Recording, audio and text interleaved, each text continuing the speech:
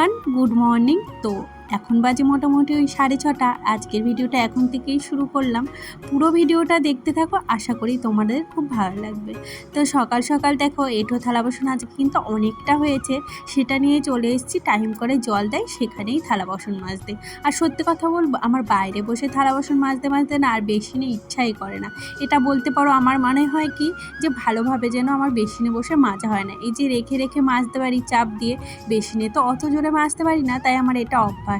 আর এদিকে দেখো আমাদের বাড়িতে কত জঙ্গল হয়েছে, অনেক দিন ধরে আমি পরিষ্কার করব, তার আমার হচ্ছে না টাইম। আর ওই যে আমার যা বসে পড়েছে পরিষ্কার করতে আজকে।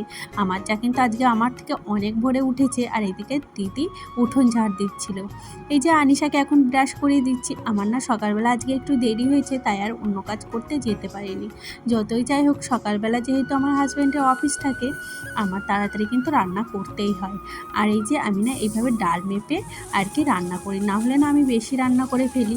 আর কি বলো তো, কালকে মাছ মাংস খেয়েছি, তাই আজকে ভেবেছি যে আর মাছ মাংস খাবো না। ওই প্রতিদিন প্রতিদিন না মাছ মাংস খেতেও ভালো লাগে না। আর কালকে না এই লাল শাক কটা বেছে রেখেছিলাম, সেগুলো না আরও মানে অনেক কিছু রান্না হয়েছিল, তাই আর রান্না করা হয়নি। আর আজকে ওর বাবা যেহেতু ব্যস্ত রয়েছে, তাই ভাবলাম আমি মানে সেরকম একটা রান্নার ঝামেলা নাই। আর আনিশারও আজকে স্কুল বন্ধ, ওকে পড়াতে পড়াতে আমি শাকগুলো কেটে নিই। ওইদিকে কিন্তু আমি ভাত আর ডাল চাপিয়ে দিয়েছি, আর এদিকে ওকে পড়াচ্ছিলাম।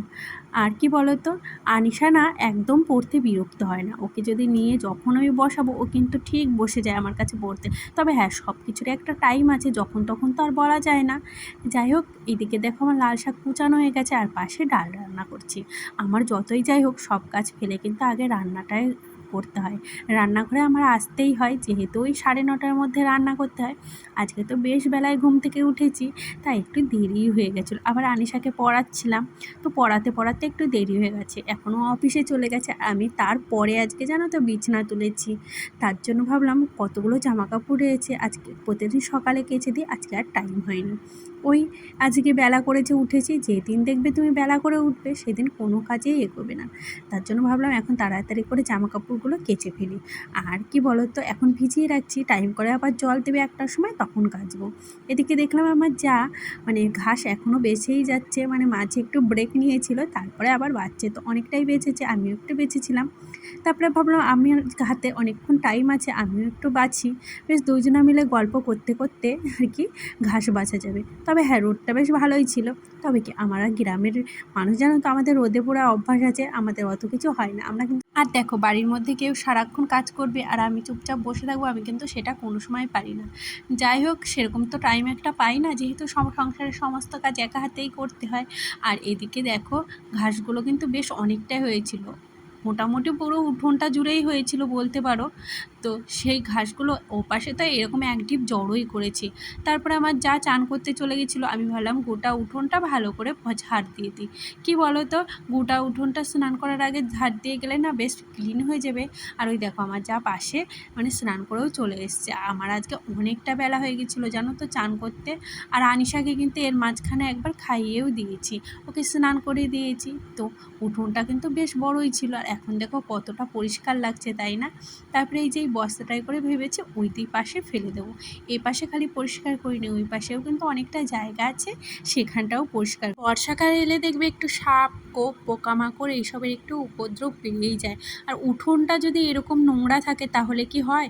এটা কিন্তু এতদিন ফেলে রাখা একদমই আমাদের ঠিক হয়নি। কালকে একটা জানো তো একটু সাপ বেরিয়েছিল, সেই ভয়েই আজকে আরও আমার যা বসে পড়েছে পরিষ্কার করতে, তাই আমিও করলাম। যাই হোক, ভয় তো সব কিছুরই লাগে। যাই হোক, এইখানে দেখো আমি এই দেয়ালগুলোও আজকে মুছে নিচ্ছি। এগুলো না ওই সপ্তাহে 1 দিন 2 দিন মোছা হয়, বাট এবারে না অনেক দিন মোছা হয়নি, যার জন্য আর বৃষ্টি বর্ষায়ও না একটু কাদাও ছিটে গেছে। যেহেতু মাটির উঠোনটা আর সার নেই। আমার ঘরের ভেতরটা কিন্তু এত সুন্দর নয়, বাইরেটা যতটা সুন্দর। আমার হাজব্যান্ড বাইরেটাই আগে সুন্দর করেছে। বেশি বাজে, দাঁড়াও তোমাদের আমি দেখাচ্ছি। এখন এসেছি, মানে সারা দিন আজকে 1 মিনিটও যাকে বলে বসিনি। আর উঠোনটা না পরিষ্কার হওয়ার পর বেশ ভালোই লাগছে, না হলে কেমন জঙ্গল জঙ্গল মনে হচ্ছিলো না এই বাড়িতে মানুষ থাকে। তো সে ওই দিকে খুব একটা হাঁটা হয় না, যার জন্য আর সামনেটায় অতটা হয়েছিল না, যেহেতু ওই পাশে হাঁটা হয় না। কদিন ধরে পরিষ্কার করবো, আজকে আমার দেখলাম যা পরিষ্কার করেছে তার জন্য আমিও লেগে গেলাম। তো অনেকটা টাইম লেগেছে। তারপরে তো আবার বাড়ির কাজে আছে, ধরো রান্না বাড়া ঘর গুছানো, তো ওইগুলো আজকে তোমাদের সাথে কিচ্ছু শেয়ার করিনি। তো তো চলো এখন একটু এই যে আনিশাকে শোয়াবো, কেননা অনেকটা বেলা হয়ে গেছে, ওকে আজকে একটা ফলও কেটে দেওয়ার টাইম পাই হয়ে গেছে। আজকে আর ভিডিও করিও নি আর শেষও করা হয়নি। তো চলো আজকে ভিডিওটা এখানেই শেষ করলাম। ভালো লাগলে প্লিজ একটা লাইক কমেন্ট আর শেয়ার করে দিও। তো আজকে টাটা।